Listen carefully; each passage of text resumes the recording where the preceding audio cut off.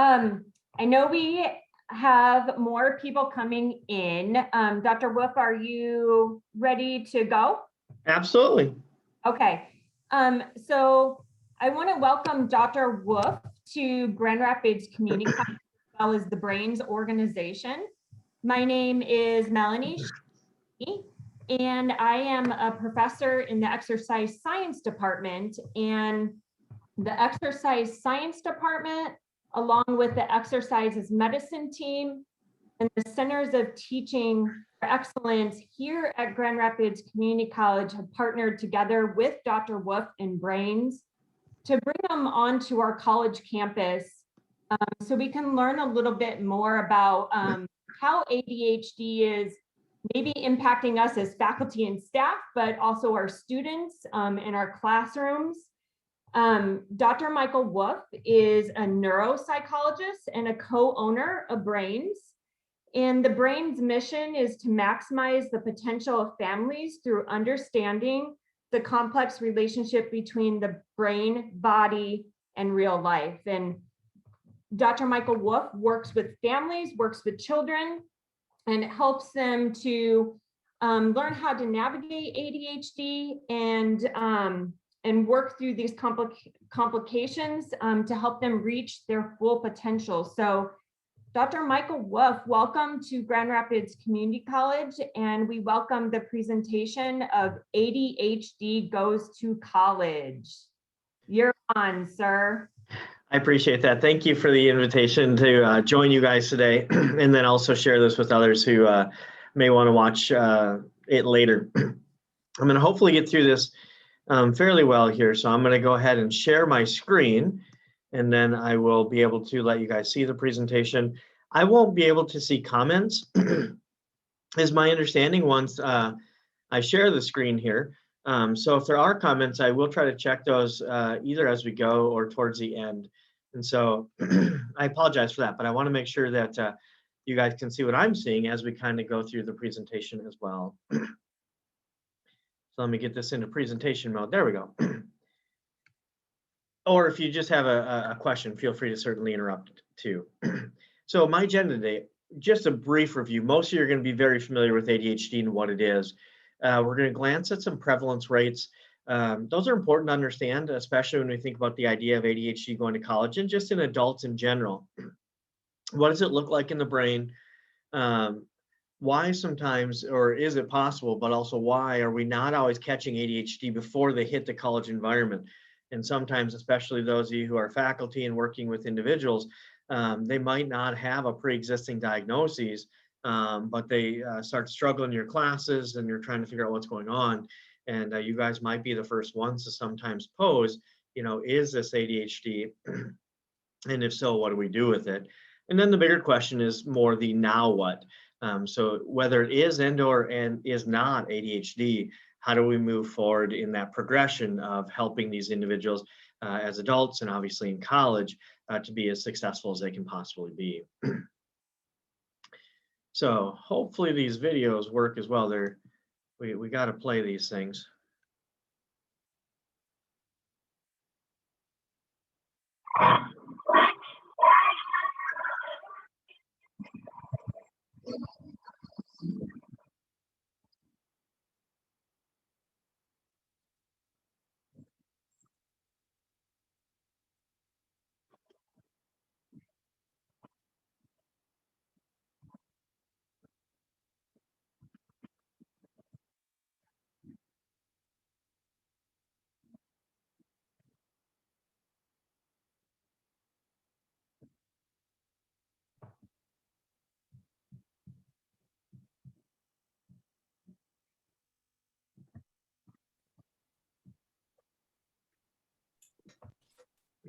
We're not hearing the audio from the video.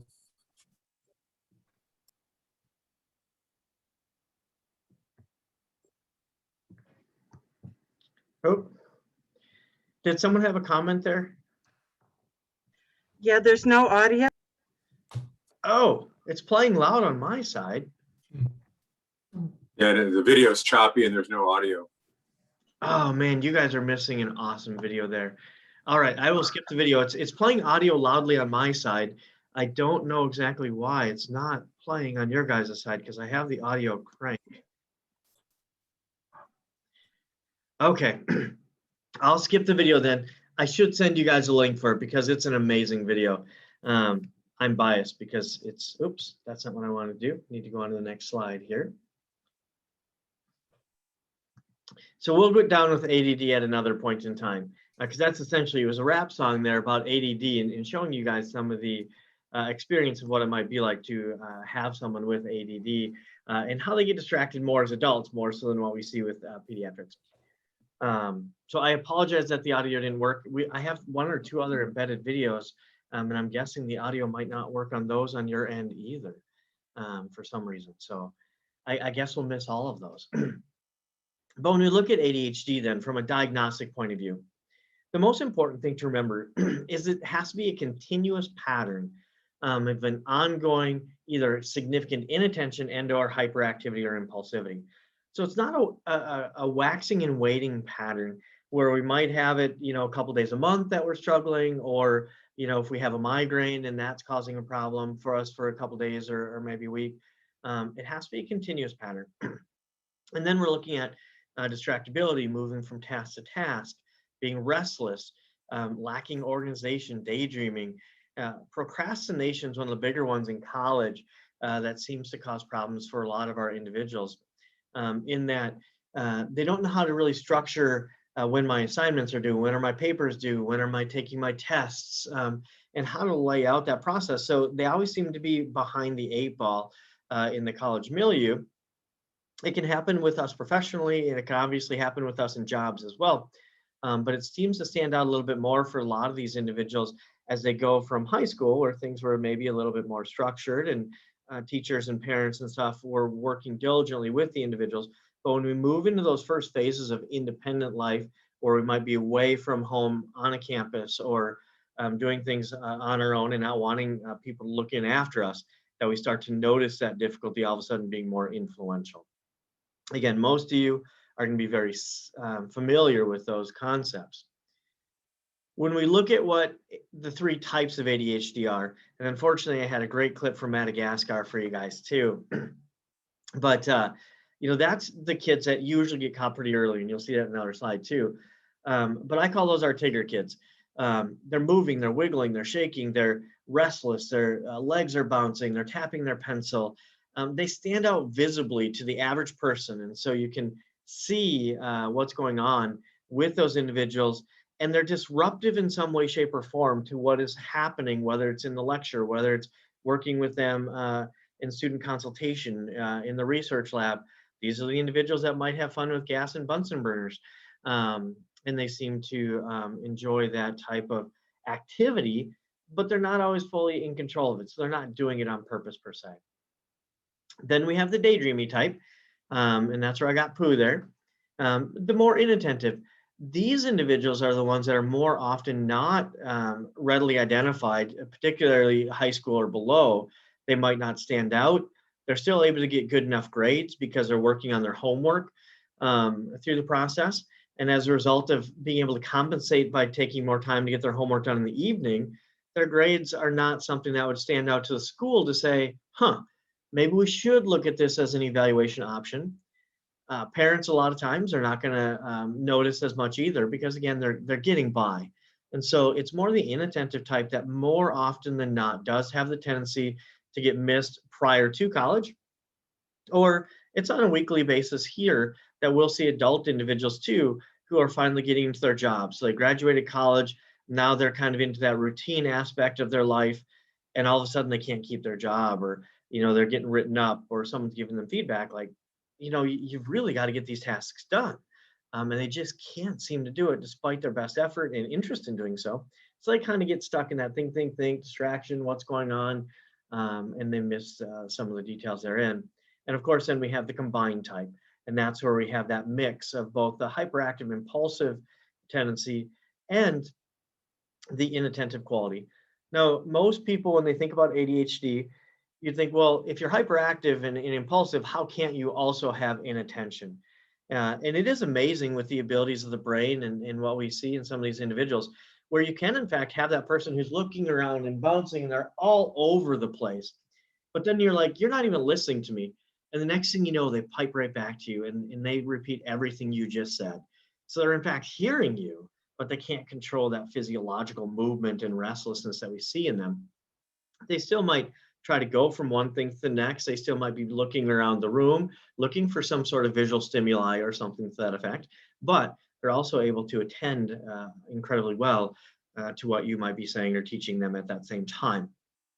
We're seeing that type become a little bit more prevalent, the hyperactive impulsive type in our schools, because we have a lot of individuals more and more over the last decade that have become engaged in excessive video game playing time, and they get that stimulation from the video games, and then when they go to the classroom, it's not as stimulating, and so they do get that restless kind of that jonesing quality, and therein we see them being kind of hyperactive or impulsive, but at the same time they're used to listening when they're playing their games, whether it's because they're chatting with friends that they're playing with, or if they're waiting for their parent to maybe call them, and they know, well, if I'm not attentive to my parents, then I have to turn the gaming system off. So they've picked up enough of that kind of blended skill to still follow along with what's happening in the environment around them, while also still needing a lot more activity.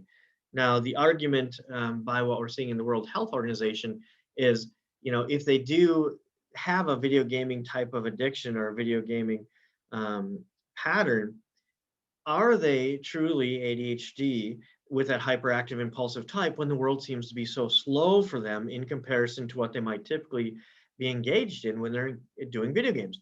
So the World Health Organization did add the video gaming addiction or the excess video game playing as a means to say, well, this might be our bigger issue and it may not truly be ADHD.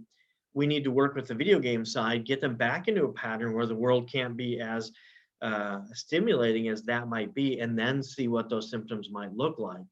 But it is challenging to remove some kiddos from that ADHD-like pattern. And we are seeing that more and more. It was common when I was in college back with TVs had just come out. But we're seeing that obviously more even now and in today's world. So those are the major types that we're going to be dealing with in the three subtypes of ADHD. Oh. Let's go on to the next slide here. The prevalence rates is kind of interesting. So when we look at worldwide, about 2.8% of the population is going to have meet diagnostic criteria for ADHD. More often than not, ADHD is in fact diagnosed in childhood. So a majority are going to be diagnosed kind of in that mostly 6 to 17 or 18 range. That said, it's been an interesting progression in the last about 5 years or so. Prior to that, I would never have seen a 2 to 3 year old in my office already started on a psychostimulant medication. In my opinion, that shouldn't be done, and that's too early to both make a formal diagnosis depending on what is occurring in this individual's life, and obviously starting a medication that can alter sleep and eating habits very robustly is also very concerning to me. But we'll probably see about 10 to 15 children in here a year under 4 years of age that have already been started on psychostimulant medications. But the 6 to 18 is really where it starts to happen. Once they get into kindergarten, but realistically first grade, they're really starting to stand out. They're not performing as effectively, and they get noticed. That said, that still leaves a portion of the population that are not identified until their adult years. Now, in adulthood, the numbers change a little bit, where they're suggesting 2.5 to maybe 4%, some say as high as 5%, are in fact going to be diagnosed with ADHD as adults. Now it makes some sense because we're going to have those pediatrics that are going to move forward and continue with their ADHD diagnoses, and then we're going to have unidentified college students and adults who hadn't been diagnosed as of yet. In looking at the process of the statistics and how they manage those, it is a little bit interesting too, in that they say, the research suggests that about 50% of pediatrics that are originally diagnosed with ADHD in childhood, 18 or younger, no longer meet criteria by the time they're adults, which then statistically would suggest that actually about 2.5 to 4% of adults are being diagnosed for the first time at that point, because we wash at least 1 to 2% of the early diagnosed individuals off the statistical books. Some considered a new diagnosis just when someone turns 18 in the research. Other research models, if you no longer qualify, it's only then if you're diagnosed newly as an adult, for how they blend those statistics together. So there's a little bit of variation, but the overall population trend does stay the same. Adults, males, are particularly at higher risk. We stand out a little bit more as males. We tend to be more hyperactive or impulsive, more than the daydreamy type. Women are slightly lower in their prevalence rates. That said, women do tend to have more of the inattentive quality, or at least know how to manage themselves in an environment where they need to attend, where they might not stand out as much as the males do. And then there's this other interesting study from JAMA, the Journal from the Medical Association, that roughly looking at the last several years, there's been an increase in diagnoses in pediatrics of roughly 26.4%. But the increased diagnostic prevalency of adult diagnoses onset increased 123%. And so that's an astronomical growth in terms of adults being diagnosed for the first time with ADHD or ADD. Although that said, I'm using old vernacular. It's all ADHD now, and then you specify the subtype, hyperactive type, inattentive type, or combined type. The reasons for that being in pediatrics, and why we're seeing a growth in pediatrics, our educational environments now have limited or possibly eliminated altogether a lot of the activities that used to allow movement throughout the day. There used to be 2 recess intervals. There used to be more movement through music classes and physical education. Now PE might only be once or twice a week. Kids sometimes don't have any access to music programming. Again, recess is usually once, actually paired with and around the time of lunch. So they get really no movement break or checkout in the morning. Then they have this one interval. And sometimes for schools, if they're starting at 7 or 7:30, that happens around 10 or 11 o'clock. And then they got to make it through the rest of the afternoon without break again. For adults, a lot of our jobs are becoming more animated. So it's sitting in front of computers, watching teleprompters, obviously with the pandemic, being on Zoom calls.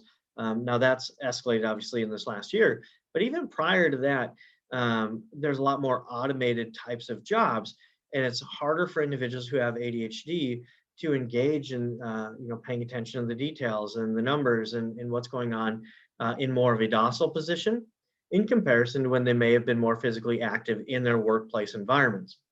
We're also seeing increases in expectation for responsibility in the world. So you might work longer, you might have more things to do, you're being more involved on boards. And so some of the adult dynamics have changed in such a way that prevalence rate is also increasing very appreciably, much faster than it is in terms of pediatric diagnoses.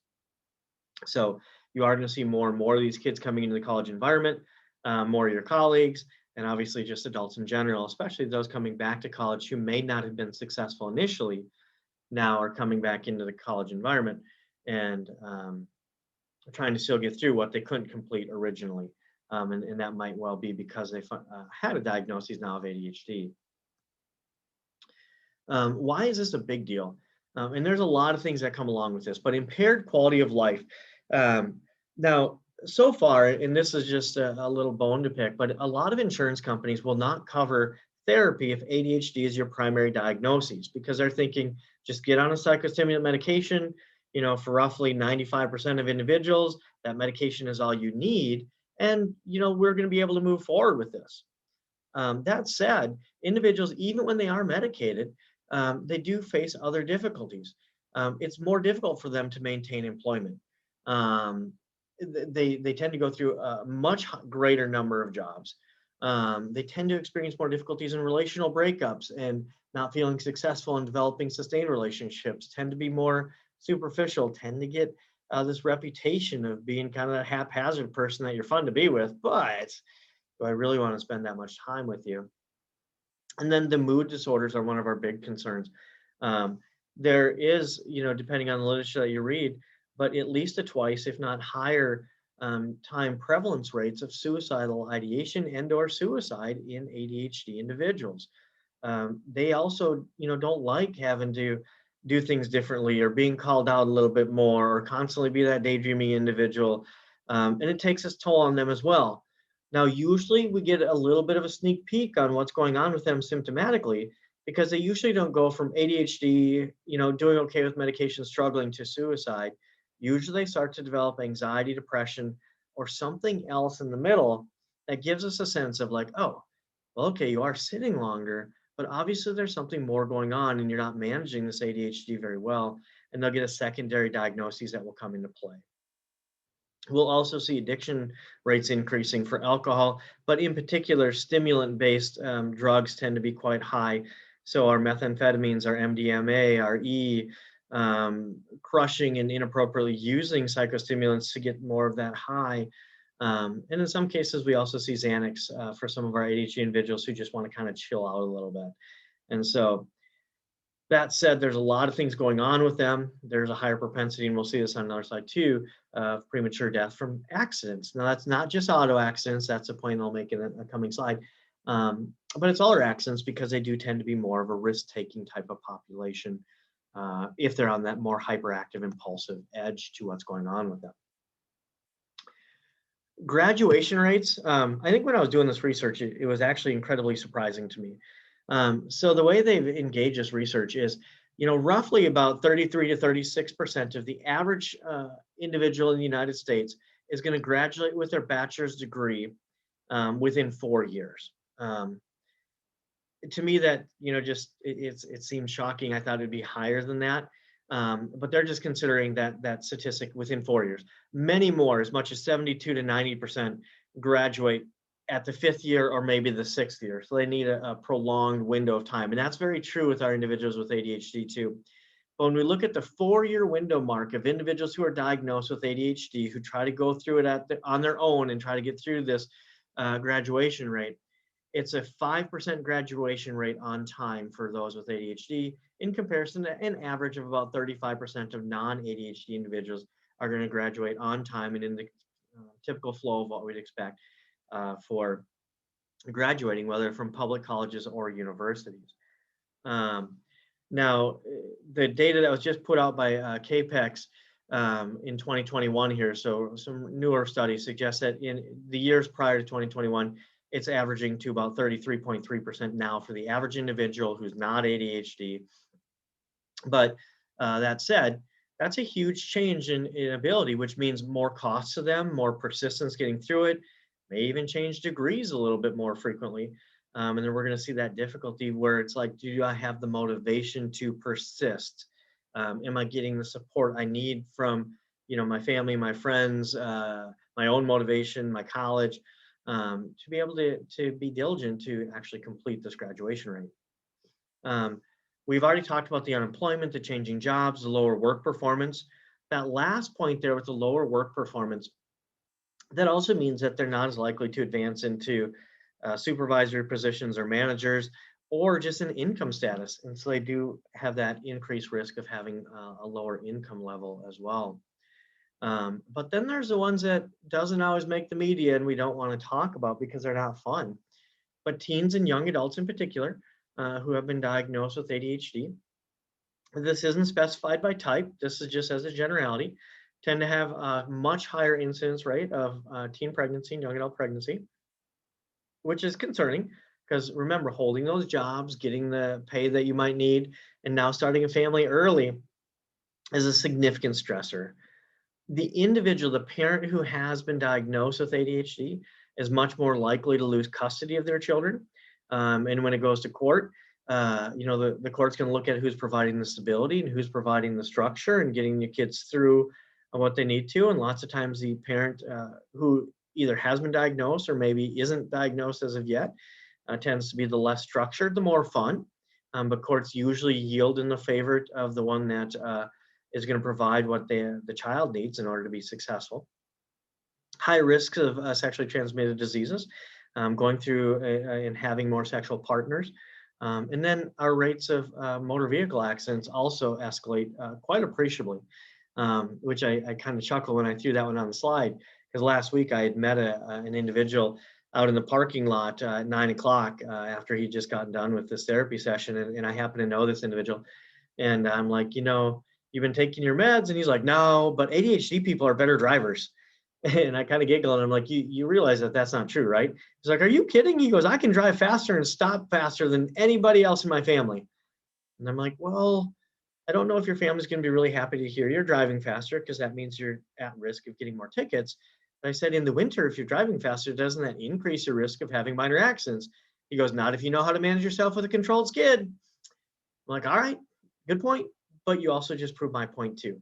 This kid liked to drive and have fun because he would spin out and he would do the donuts and things. He luckily had not been in an accident yet. So his perception of that was like, nah, I'm good. I'm a better driver because I do these things, rather than realizing you're engaging in risky behavior that could increase your susceptibility to, in fact, having an accident.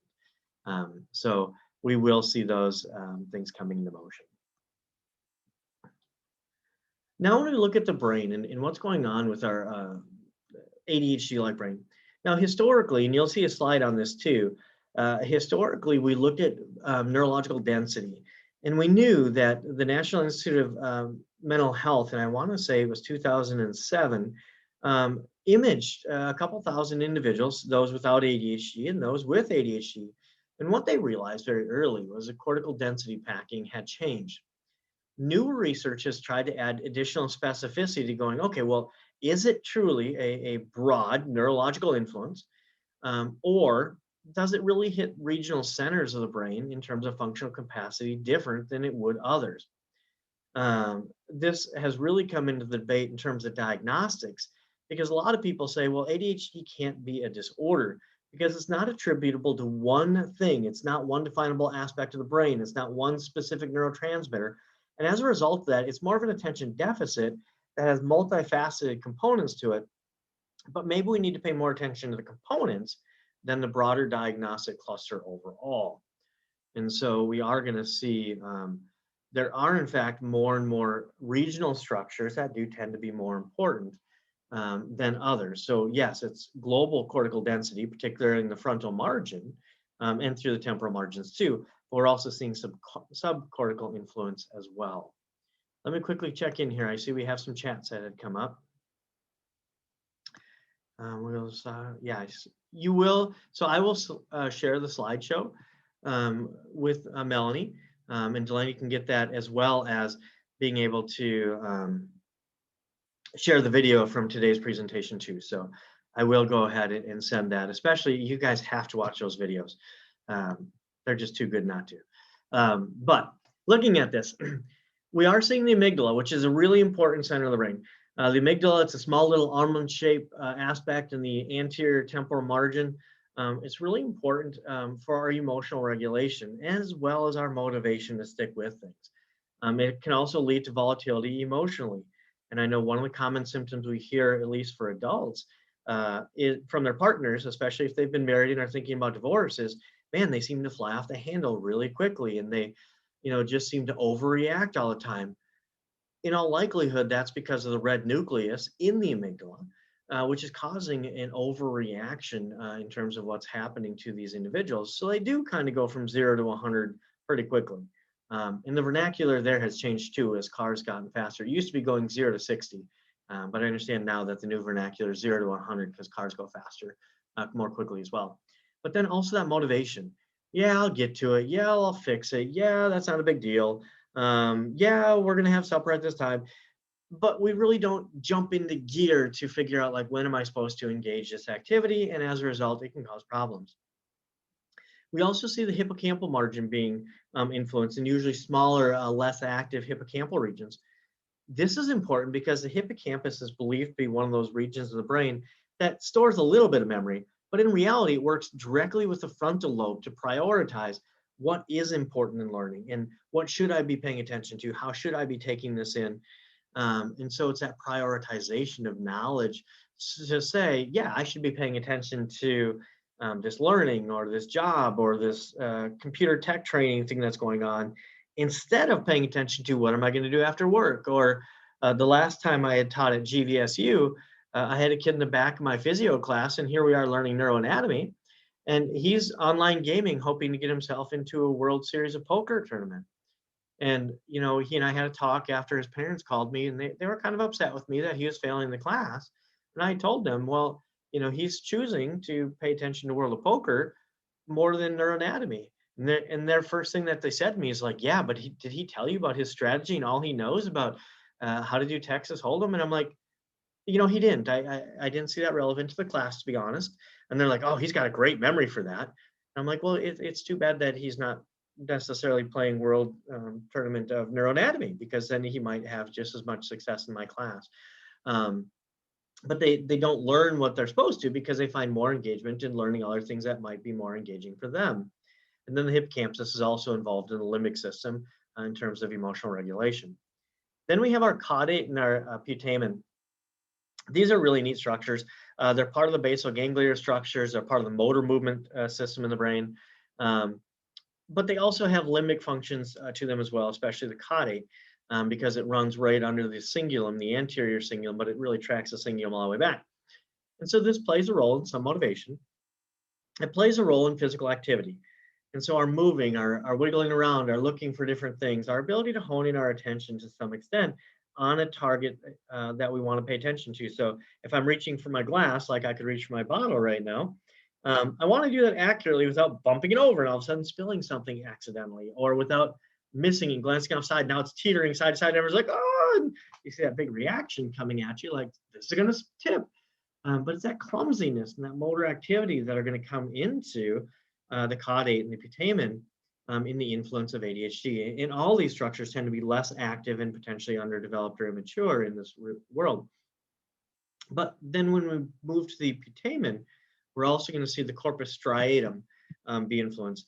Now, the striatum is a very long pathway in the brain that kind of regionally connects our occipital margins with our frontal margins, and then our streaming of action. So instead of taking snapshots, which might happen from the occipital temporal margin, to be able to pay attention to what is this particular word, or what is it, this specific thing I'm looking at.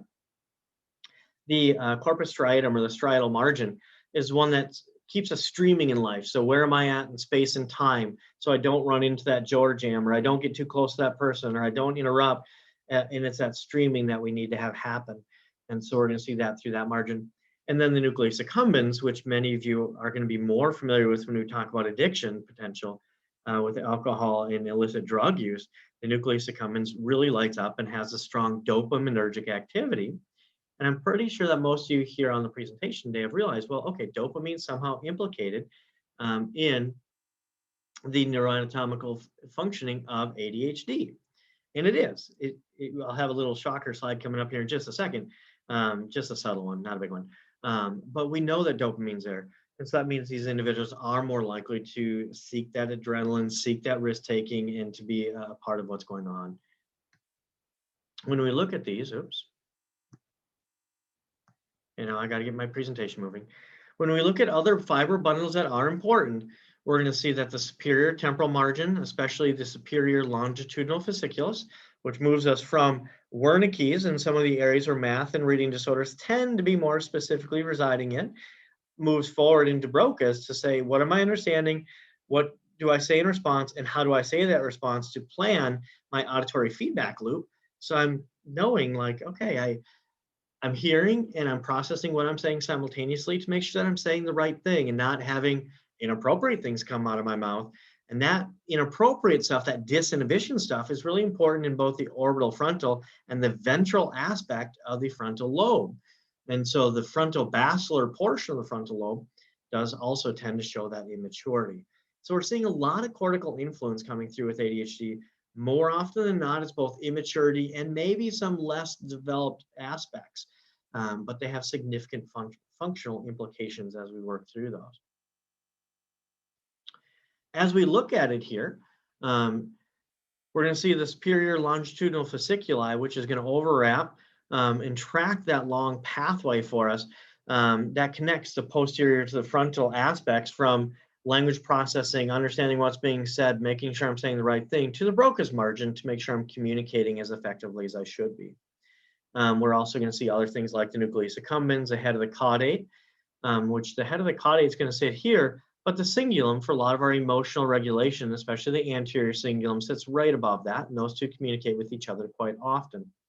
So that cingulate is going to also flow into the margin of our ADHD and why we see some emotional dysregulation. And of course, our hippocampus and the rhinal cortex also come into those too. So that whole region, that whole pathway from front to back tends to be implicated. Now, this is a study from 2007, so it's a little bit dated, but the research hasn't really changed, and so they haven't had to publish new statistics.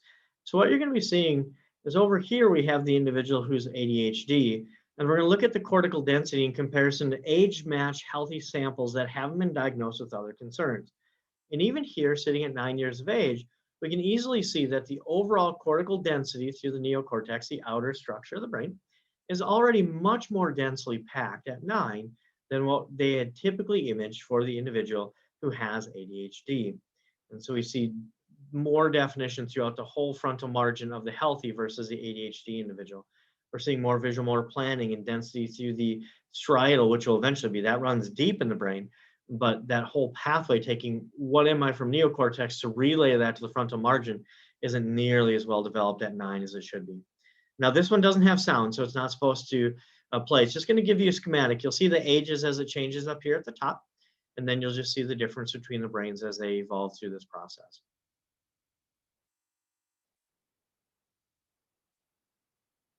It's just a demonstration of the cortical density and how that overfolds through the years.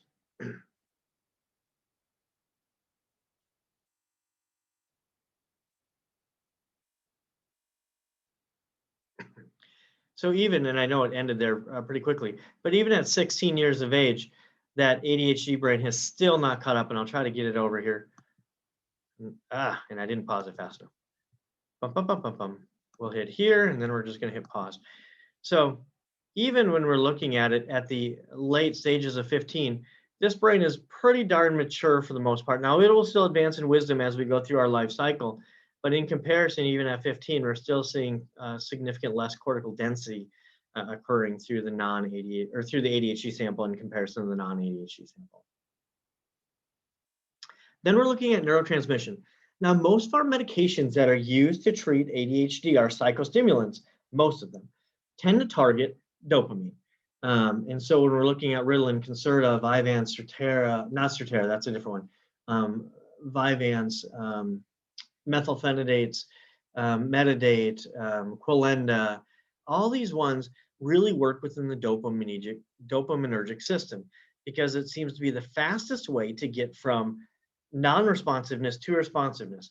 Now, typically psychostimulants tend to work the best or the most effectively when it comes down to hyperactive or impulsive qualities. The newer research suggests that the psychostimulants don't always have the most or the best influence coming through in terms of inattention or that inability to maintain general focus. So that's a bit of a difficulty. But when we look at the broader sense of the literature and the research that comes into this motion, we're actually going to see that norepinephrine seems to be the precursor neurotransmitter that seems to be not sufficient enough in the synaptic cleft in a way that is going to permit our brain to function as well in terms of attentional monitoring and regulation. We're going to see it partly as a result of not releasing enough of the neurotransmitter, so we're not getting the overall production that we would like to see. Because we don't then have as much being released from the into the synaptic cleft through the vesicles, there's not enough to be absorbed on the other side in comparison to other neurotransmitters and chemical relay messengers that can be reabsorbed to continue that relay of chemical messaging through the neurological system. And then also we see faster reuptake of the noradrenergic molecules. And as a result, then we're not getting that production coming back into the motion. We also know that norepinephrine is a building block for DOPA. DOPA is needed to move into dopaminergic activity. So what most of our medications have found is, hey, look, instead of working on the norepinephrine, let's just go right to where we want to hit the target, dopamine. We know that dopamine is the activating chemical. So let's not waste our time with norepinephrine. Let's just jump ahead and try to supplant the dopaminergic activity, which is fine to some extent. But we do know that there's increased risk of some agitation and obviously appetite suppression and increased risk of difficulties getting to sleep. And there can be some other side effects when we jump right to dopaminergic activity. But what they have found, like Strattera is the one that commonly gets discussed, the noradrenergic medication doesn't seem to be as potent and doesn't seem to give us as strong of an influence in the ADHD cycle. And as a result, skip that, move right into the dopamine. And if that's not working, then we can maybe look at other models of trying to treat this from a pharmacological point of view. And so that's why we typically see the dopaminergics coming into motion before we see other types of treatments systems. Diagnostic factors that we got to be attentive here to. Most, again, are going to onset in childhood. Now, there is some really good research that's come out, at least since 2010. Children who tend to be younger in their classes, so if you're kind of that young 5 versus the kid who's a little bit older in your class, those kids do tend to be diagnosed at a much higher rate than individuals who are not. We know, and I said it earlier, inattention seems to not be diagnosed until college or adulthood or in the workforce because you're not causing a problem. And because you're able to do a lot of your work outside the classroom, as long as you have that motivation enough to be diligent, you're still getting your grades from your work assignments or, homework or take-home quizzes, that your grade's still doing good enough. And it usually might be later once you get into late phases, junior, senior year, or grad school, or of course, workplace environment, that it seems to be noticed. It's amazing to me how many normal to high or superior intellectually functioning individuals tend to not be diagnosed. They're so smart that even though they're not paying attention, or even though they might be a little bit of a tigger or being a little bit disruptive, they're still able to understand everything because they don't need the repetition. They don't need the organization. They just seem to get it. I hear it, I get it, I'm good. But that can catch up with us later when things become more complex. And so we do see individuals in the average to above intellectual ability usually being diagnosed later, questioning the diagnoses later. And then we end up with a little bit of a double-edged sword, because now through their formative years, where we'd like them to learn study skills and we'd like them to learn persistence and like them to learn checking in, they were able to take that for granted, which means they didn't learn those skills, but they maybe had kind of that sleeper ADHD kind of quality. It wasn't severe by any means at all, but it was there. And now when they get to college, it's like, whoa, okay, so even if I take my psychostimulant medication, it is helping, but I still don't know how to study. I don't know how to organize my thoughts into a paper. I still don't know how to ask for help. I don't know how to use what most people are thinking, well, aren't you lucky that you could just take everything for granted? So now we got to teach them foundational skills at the same time that we have to potentially start a medication trial. At the same time, they're trying to keep up so that they don't fail out or don't miss a class or don't start to get beat up in the college environment where they're feeling like maybe they're not as capable and so they drop out. Maybe college is not for me. And so it's a double target that we got to work on with those individuals. And then this is just one of the points, risk factors for misdiagnoses. The younger they are in their class, prematurity, cognitive deficits, family dynamics, stress has a lot to do with attention and just hyperactivity for both adults and children. Any medical conditions, sleep disorders, headaches, migraines, excess asthma, where they're taking a lot of medication for managing those conditions, can cause alterations that will mimic ADHD very well. Learning disabilities, and it was way back in the day, I forget the exact year, but I think it was the 1960s, where the National Educational Association said, hey, one of your best predictors of a child having an early learning disorder isn't in fact struggling with math or reading. If they're struggling with attention in your class, you might want to pay attention to maybe they have a learning disability. And of course, any other types of mental health related factors, anxiety, depression, bipolar, psychosis, substance abuse issues, are all going to come into motion that could be easily misdiagnosed for ADHD when we miss the actual underlying etiology for what this condition is. In late teens, typically speaking, concerns are going to start to arise because they might get a job, they might get fired, their grades might start going down. Those exact same things are going to happen in our college environment. If we have adults who, again, were intellectually capable and engaged enough in their degrees, that might not show up as symptoms until they get into their career. Their friends start to realize, like, man, they're always one who's late. They're always ones I have to text. They're always ones like, yeah, let's just go. They'll figure out where we're at. And so they start to get that reputation. And again, that's true for all adults too, who might not be diagnosed. But, we do get, I think my oldest person that I had come in was an 89-year-old who finally said, after all these years, I decided to come in because I want to know before I pass away. People tease me my whole life and I could never get where I wanted to go. It's like, so maybe I do have ADHD.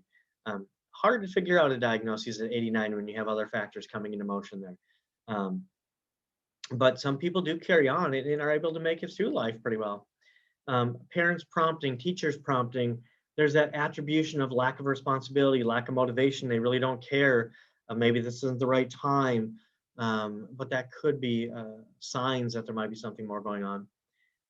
Remember these kids, because they're struggling a little bit, usually, sometimes they're just risk taking, much higher risk for substance use related factors, high risk behaviors or car accidents or STDs or pregnancy. It's great for parents because this means your insurance rates might get to go up, not because they were diagnosed with ADHD, but it's after they have their tickets or their accidents, which we all like. And of course, I have worked with individuals historically. They get a speeding ticket or two a year, and I'm like, man, I couldn't pay your monthly insurance rate. It's just astronomical. But I'm fine. It's not a big deal. I don't want to take a medication. And I'm not a big med-friendly, med-savvy person in terms of wanting people to be on meds. But sometimes when these things keep beating you over the head, we do have to look at those options to say, this might be the better alternative than trying some of these other things until you learn or until you mature the maturational aspects or until you have compensations and accommodations to make this stuff more effective for you.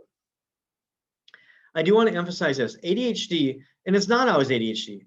ADHD is not permission to play video games all hours. That's not ADHD. And it doesn't mean that you just get to do what's fun for you. So we see Bill and Ted there. I can't necessarily do it all the time. It's not a reason to party and to write things off to poor effort because I have ADHD. It's not a reason to try to illegally obtain a pill. In psychostimulants in college use, and adults for that matter, are exceedingly high, because if I have a big task that I need to get done, a project, if I have a test coming up, man, if I could just get a couple Adderall, I'm going to be good. It's not a way to counterbalance other negatively influential habits to say, well, okay, so I'm drinking, but I take that psychostimulant because I'm ADHD. No, we can't use excuses per se. ADHD, when managed effectively, and most people can be managed effectively, some really struggle, but most can be. ADHD isn't a reason to check out, and it's none of those reasons to be diagnosed. I have a lot of college kids that come in on a routine basis, like, I was living at home and everything was fine. Now I'm using pot daily and I'm drinking, a couple binges a month with different parties, and I think I have ADHD now.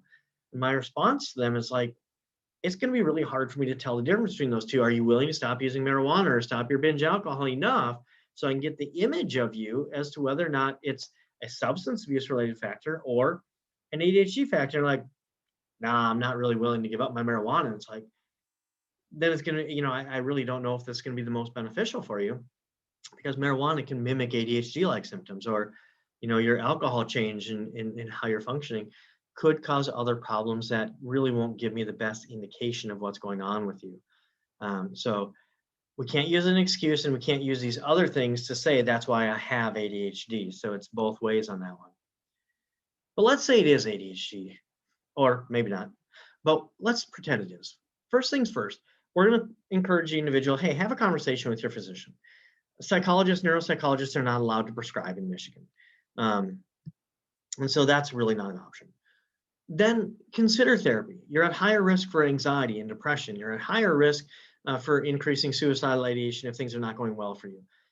You haven't learned, you're now college or an adult. You haven't learned the functional skills that you might need in order to kind of work through this a little bit. So you might need some mentoring. You might need some executive functioning coaching. You may need to get supports that you previously wouldn't have had. And of course, be comfortable with asking for help. Make sure you get tested, because we want to make sure that it is in fact ADHD. Roughly half of the individuals that would come in for ADHD testing, it's not ADHD. And in fact, our attention, I just had a case this morning and I'll do feedback on it this afternoon already. The attention is actually perfect. But when we look at the individual's anxiety, there's a ton of anxiety, a lot of social tension, a lot of feeling out of place, a lot of comparing themselves to other performance, and that's exhausting. And so as a result, they are daydreaming, they are giving themselves those negative messages. But their attention profile, everything was at least average to superior. But we had vulnerabilities in other areas. So it's not always ADHD. Sometimes if the question's being asked, it will be. Other times there's other etiologies, other reasons for why you might have an attention problem. Nearly any life factor or medical factor or vulnerability that we have will cause an attention problem. The importance for us is to determine what is ADHD and what might be an other etiology, because we want to target treatment as accurately as possible. When we're looking at interventions, medication trials tend to be the most common because they're the fastest to get in trials. Psychostimulant, you take it, you'll know the response. It might not be the true response or the broader response that you might have at some point in time, but you'll know, is this working and helping me with my attention or not? You might need to increase the dose a little bit. You might need to chase that depending on your size, weight, and metabolization factors, but that usually is like the quickest pass. EF training, counseling, health factors. There's so many great articles out there. Adding a half an hour of sleep for individuals who have ADHD can foundationally help a lot of their memory and recall from the previous day to the next day. Decreasing your simple sugar and carbohydrate intake and go more with your proteins and your fruits and vegetables and stuff. More easily metabolized, proteins hold in the system longer, they give you more potential over time. Exercise gives you adrenaline in your physiological system. We know that adrenaline, noradrenergic response, is important for us to facilitate what the dopa to the dopamine will eventually need. So healthy exercise routines. I know a lot of ADHD individuals get on a schedule. They try, but they can't. But it takes a while to get habits, and they need mentoring in how to do that. Accountability supports, friends, study groups, student support centers, and different things like that. And then if you start the blame game, it's my ADHD. Well, at that point in time, your motivation is actually already down. And so even if they have ADHD, we can say, hey, that might be a symptom, but the good news is you can actually get around that. So if you want to blame it, you might not be going anywhere. But if you're willing to work on it, this can get better. Schools, universities, obviously, we have the 504 plan that can come into play. Some programs in universities, I believe GRCC is one of those, they have study skills trainings and workshops and stuff to try to help facilitate that knowledge that they may not have had before. Some faculty members are phenomenal at setting things up in their Blackboards and setting things up, whether you use Blackboard or Moodle or the college platform that you're using. Adults, my family uses Cozy, but there's Google and Gmail calendars that you can share together. And we can use those in the college environment too, to kind of help monitor what's going on. And then a lot of individuals with ADHD tend to forget that the program is invested in them as much as they are invested in the program. Now, they're going to struggle a little bit with the stick-to-itiveness, but the program wants to keep them and to see them become successful. And it's important to emphasize that message, because they might start to see themselves as, well, you just want my money. I'm just another person who's paying for you, so you're going to have to fire people. And once we get to that negativity, now we might have a comorbid depression or something setting in as well that may also need to be addressed. Then some study ideas. These are common that I put in a lot of my student support recommendations for individuals, and I'm sure most of you are familiar with those, but trying to reduce your distractions, getting extra time, getting copies and notes, study guides for quizzes and stuff. We want to help facilitate success, definitely not facilitate disability, but definitely kind of say, you got this and we're willing to work with you. And then there's some really good educational links that come alongside there too, to kind of say, here's what you can do. Here's some routine accommodations that most colleges are going to look at, not all, but most, and how do we move through that process. And then that's just how to connect with Brains a little bit. We have lots of options to connect with us. Some of them I still don't know how to use, but our support staff are really good on those. And that's just a little bit who we are. So I have a few minutes left here before I have to jump off so my staff can get into the system to do their session with a client, since we share a Zoom here. Any other questions that people want to jump in on, or any other things that you want to point out? I apologize that my video didn't work.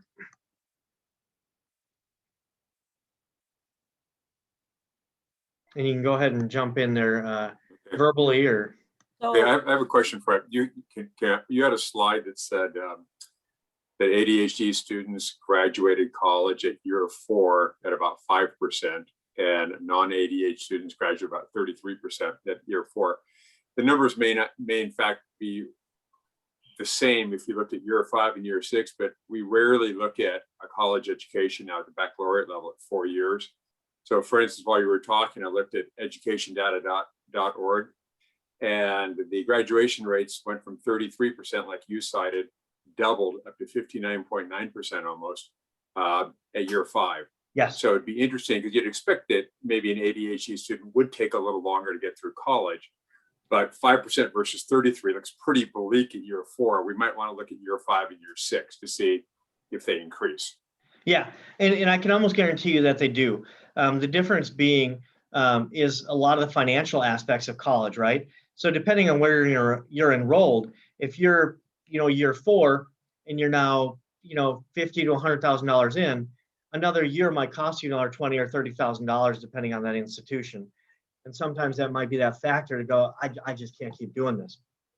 I would think, similar to your point, if you've already committed 4 years, you're going to spend that extra little bit to get your 5th year done.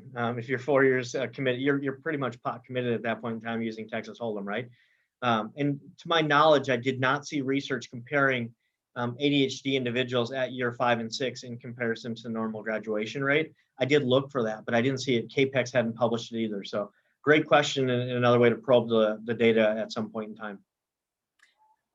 I am going to admit here, my son did go through brains, and he was a student at GRCC. So I know some of you do know him. And my son started early. He was diagnosed at an early age with ADHD and some other challenges. I don't like the word disability. He is, I think, maybe the anomaly in some of this because he started early. But he was one of those kids who didn't have to study.